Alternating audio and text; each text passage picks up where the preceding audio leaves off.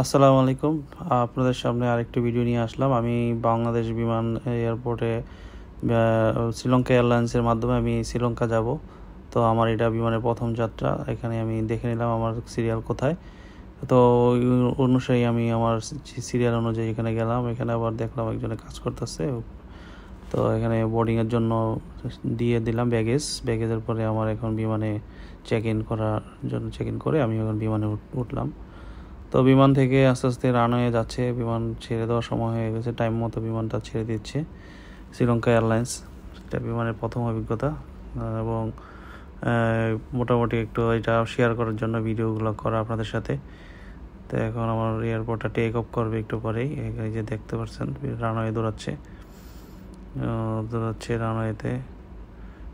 তো একটু পরেই টেক অফ করবে। আবার এদিকে পাইলট আবার একটু পরে বলে দিয়েছে কেবিন ক্রুদেরকে যারা যাতে সিটে বসে, তো অলরেডি টেক অফ করে দিয়েছে। উপর থেকে ঢাকা কিছু অংশ কীরকম দেখা যায়। তো এইটা 9,000 স্কোয়ার ফিটের উপর দিয়ে যাবে বিমানটা। পাইলট অলরেডি অ্যানাউন্সমেন্ট করে দিচ্ছে। খাবার দিল একটু পরেই, খুব সুন্দর খাবার, অনেক কিছুই ছিল। আপেল জুস, তারপরে মাসালা চিকেন, বাটার। শ্রীলঙ্কা এয়ারলাইন্সের এই খাবার দারুণ একটা হসপিটালিটি এবং মেঘের উপরের অংশ। তো খুবই সুন্দর লাগতেছিল। এই প্রথম আমার জীবনের বিমানে যাত্রা। মেঘগুলা দেখে আমার মানে খুবই ভালো লাগতেছিল, যে মনে হয় যে আমি মেঘের ভিতরে বসে আছি। আসলে মেঘের ভিতরেই বসেছিলাম, কিন্তু আসলে বিষয়টা হচ্ছে একটু বিমানের ভিতরে আর কি। তো ওয়েদারটা মোটামুটি বাংলাদেশে মোটামুটি ওয়েদার ভালোই ছিল, কিন্তু আসলে শ্রীলঙ্কা নামার সময় ওয়েদারটা খুবই খারাপ হয়েছিল, যেটা আমরা বিমানের সামনে ভিডিওতে দেখবেন। তো মোটামুটি উপর থেকে সুন্দরই লাগতেছিল নিচের দৃশ্যটা, এবং একটু ক্লাউডি ছিল, আকাশটা মেঘাচ্ছন্ন ছিল। তো আস্তে আস্তে করে বিমান উপরের দিকে টেক অফ করতেছে। তো এটা 9,500 মাইল উপরে উঠবে বিমানটা। তো এখন এই যে আমি শ্রীলঙ্কা নামবো আর কি। এখন ওয়েদার খুবই খারাপ, প্রচণ্ড ঝড় হচ্ছে এখানে বিমানে। মানে নামার পাইলটটা খুব করতেছিল যে বৃষ্টি হচ্ছে মানে বাইরে দিয়ে, এবং বিমান খুব কাঁপতেছিল ডানে বামে। মানে এটাকে ল্যান্ড করাতে অনেক কষ্ট হয়েছে। যাক, আলহামদুলিল্লাহ সব কিছুর বাধা প্রতিপত্তির মাধ্যমে আমরা এখন ল্যান্ড করে পড়বো একটু পরেই। তো এই যে আমরা শ্রীলঙ্কা নামলাম আর কি। শ্রীলঙ্কায় রানওয়েতে এখন বিমানটা, সবাই আমার পিছনে যারা আছে তারা খুবই একটু অ্যাংজাইটি ছিল। তো ওরা খুব মানে বিমান ল্যান্ড করার সাথে সাথে মানে খুবই তারা দোয়া টোয়া পড়তেছিল, শুকরিয়া জানাচ্ছিল আল্লাহ তাআলার কাছে। তো প্রচণ্ড বৈরী আবহাওয়ার মধ্যে আসলে বিমানটা শ্রীলঙ্কা এয়ারলাইন্সে শ্রীলঙ্কা বিমানবন্দরে ল্যান্ড করেছে। তো একটু পরে বিমান থেকে নামবো। আমার হোটেলে বুকিং করা হোটেল থেকে গাড়ি পাঠাবে। তো আমি আবার এখানে নেমেই মোটামুটি ভিতরের যে রানওয়েতে চেক অ্যারাইভেলের যে ইয়েটা আছে ওখানে ফলো করে আমি সামনের দিকে আগাচ্ছি। তো একটা বিশাল একটা মূর্তি দেখা যাচ্ছে শ্রীলঙ্কার। ওয়েলকাম টু শ্রীলঙ্কাতে চলে আসলাম। তো যাই হোক, আমি আমার রিসোর্টে চলে আসলাম। রিসোর্টটা খুবই সুন্দর, ন্যাচারাল ইকো রিসোর্ট, এবং এটা 3 স্টার মানের একটা তবে এটার কটেজগুলো একটু দূরে নির্জন। প্রথমে একটু ভয় পেয়েছিলাম যে এত কীভাবে থাকবো একা একা। পরে আস্তে আস্তে দেখলাম যে পুরো রিসোর্টটাই ভরে গেল একবারে লাইটিং খুব সুন্দর করেই। আসলে এটা অ্যারেঞ্জমেন্ট একবারে প্রাকৃতিক এনভায়রনমেন্টটা দারুণ ছিল। তো আমার রুমের ভিউটা একটু দেখাই। এই যে আমার রুম কীরকম ছিল। রুমটা খুবই সুন্দর। ঢুকেই প্রথমে বাথরুম পাশে, তারপরে বিশাল বড় একটা বেড, মাস্টার বেড, একটা ড্রেসিং টেবিল, এখানে অনেক কিছু রাখার মতো জায়গা আছে। তারপর চা বানানোর জন্য কেতলি, চিনি, চা পাতা, 2 বোতল পানি, যেহেতু আমি দূরে থাকবো। তারপরে সব কিছুই দেওয়া ছিল সুন্দরভাবেই সব কিছু। আমি আবার এখানে আমার যে জায়গায় একটা ফ্রিজও আছে, চাইলে যে যার মতো করে কিছু খাবার দাবার এখানে রাখতে পারবে, ইচ্ছা মতো খাইতে পারবে আর কি। তো যাই হোক, খুব সুন্দর অ্যারেঞ্জমেন্ট। সেখানে ফোনের সেট আছে যদি কোনো প্রবলেম হয়। তো রুমটা অনেক বেশ বড়। তো সামনে এসিও আছে, আবার এখানে টিভি আছে। তারপরে সামনে আবার আলমারি আছে। আলমারির ভিতরে একটা পার্সোনাল জিনিসপত্র রাখার জন্য লকারও আছে। তো লকারটা দেখার চেষ্টা করতেছি আপনাদের সাথে। এই যে ডিজিটাল লকার, যদি আপনার কোনো পার্সোনাল কিছু থাকে এখানে পাসওয়ার্ড দিয়ে একটা আপনি লকার তৈরি করবেন, তারপরে এর ভিতরে রেখে দিয়ে আবার এই পাসওয়ার্ড দিয়ে দিলে আপনার এটা লক হয়ে যাবে আর কি। তো এটা সিকিউরিটি খুব সুন্দর, ভালো সিকিউরিটি ইস্যু।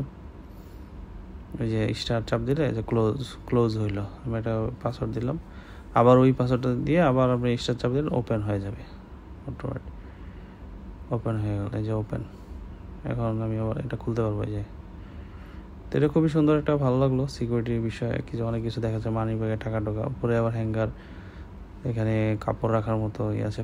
এই পাশে বাম পাশে আর একটা ডালা আছে, এটার ভিতরেও বেশ মোটামুটি একটা ফ্যামিলি 4-5 জন এই রুমে থাকতে পারবে একবারে। জিনিসপত্রগুলো খুব সুন্দর করে রেখে অ্যারেঞ্জমেন্ট আছে, রাখার অ্যারেঞ্জমেন্ট আছে।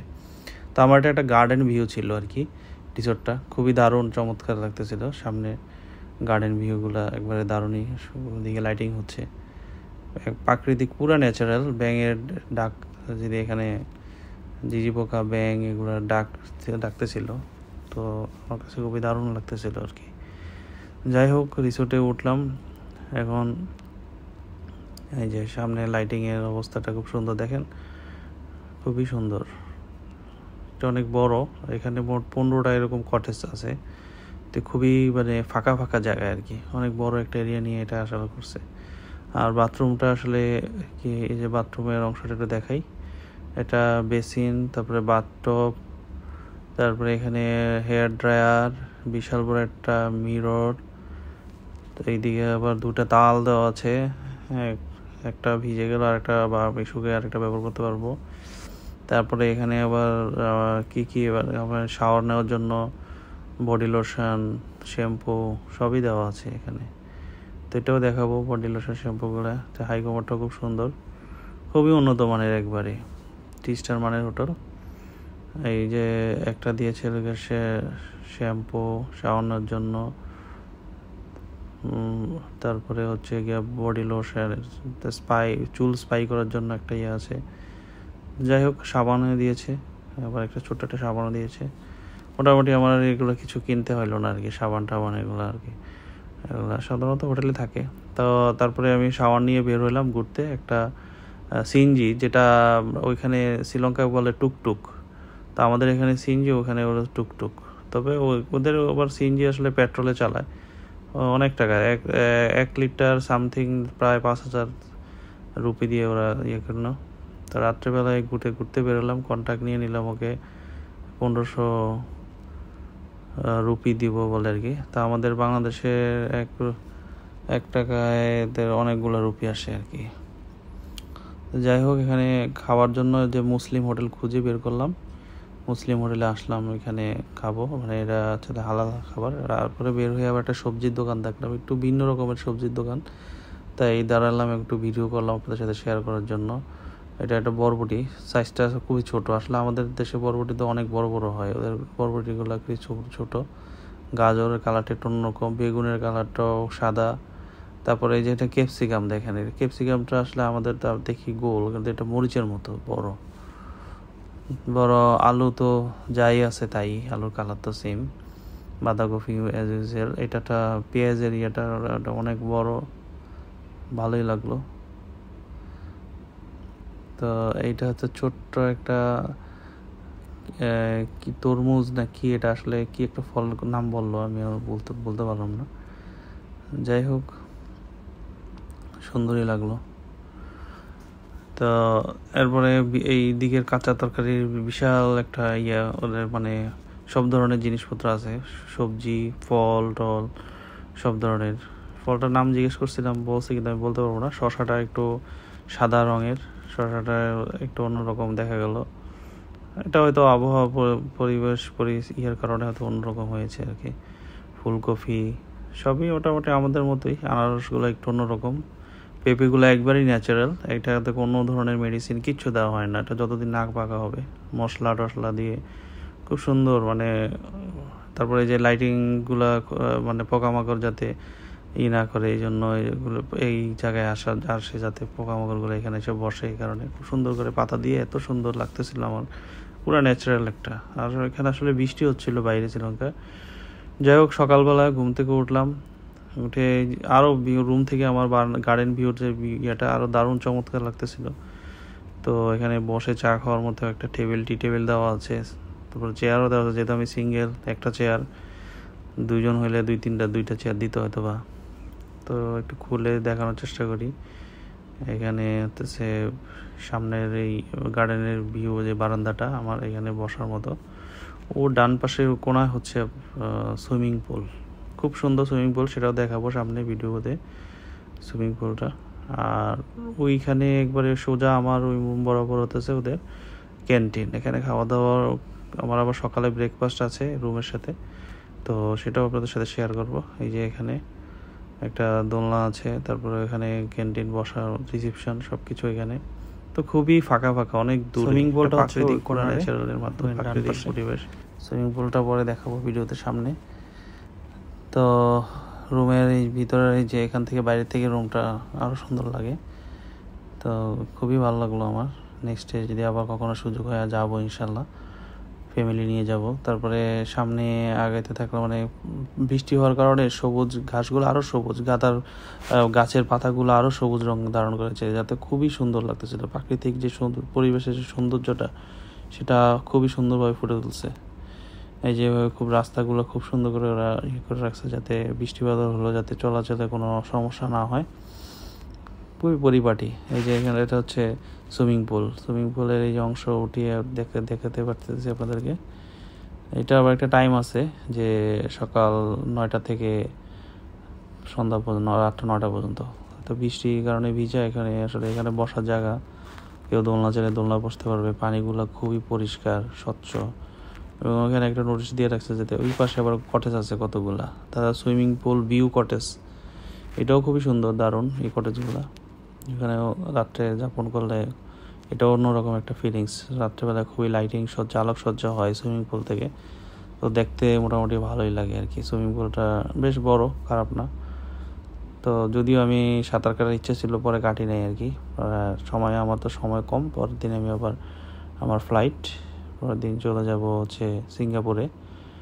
তো যাই হোক, সকালের প্রাকৃতিক পরিবেশটা, সূর্যের আলোতে একবারে একটা ন্যাচারালের ভিউ, দারুণই লাগতেছিল, মানে অসাধারণ। সামনে একটা বিশাল বট গাছ, এই বট গাছের ডান দিক দিয়ে আমার রুমে যে মানে যাওয়ার রাস্তা আর কি, আমার কটেজটা দিক দিয়ে সামনে দিয়ে।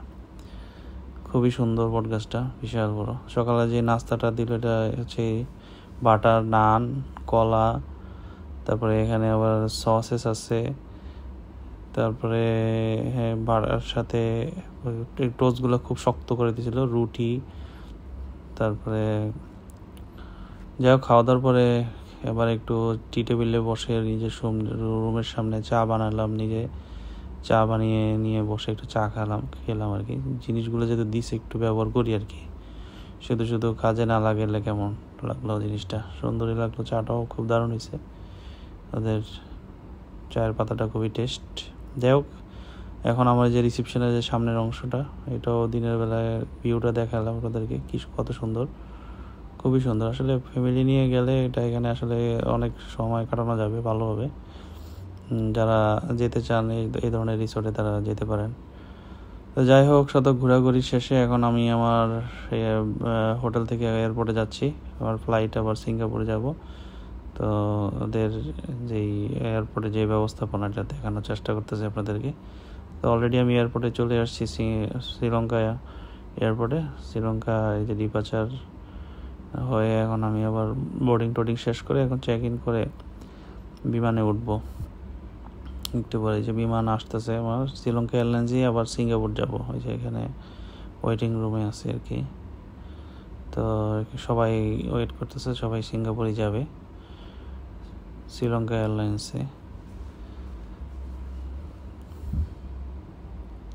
তো অলরেডি আমাদের বিমানটা একটু দূরে, বাসে করে আমাদেরকে ওই বিমানে নিয়ে যাবে। তো বাসে সবাই উঠছে, ওই যে বিমানটা দেখা যায় ওখানে দাঁড়িয়ে আছে, এটা হচ্ছে শ্রীলঙ্কা এয়ারলাইন্স। খুবই বড় একটা এয়ারপোর্ট, মোটামুটি ভালোই লাগলো এয়ারপোর্টটা দেখে। তো এখনই বিমানে উঠবো শ্রীলঙ্কা এয়ারলাইন্সে। এটা থেকে আবার 4 ঘন্টা ফ্লাইট হচ্ছে আমার, সিঙ্গাপুরে যাইতে 4 ঘন্টা লাগবে আর কি। তো যাই হোক, খুবই সুন্দর বড় বিমান, উঠতে লাগলাম, সিঁড়ি দিয়ে উঠলাম। তো আগেরবার সিঁড়িতে উঠে নাই, সরাসরি ওটা। এবং এই যে বিমানে ওঠার পরে ওদের আবার মনিটরে আমাকে যে গান টান শোনার জন্য সবাইকে এরকম দিয়ে দিয়েছিল হেডফোন। বিমানের ভিতরের অংশটা দেখানোর চেষ্টা করলাম আপনাদেরকে।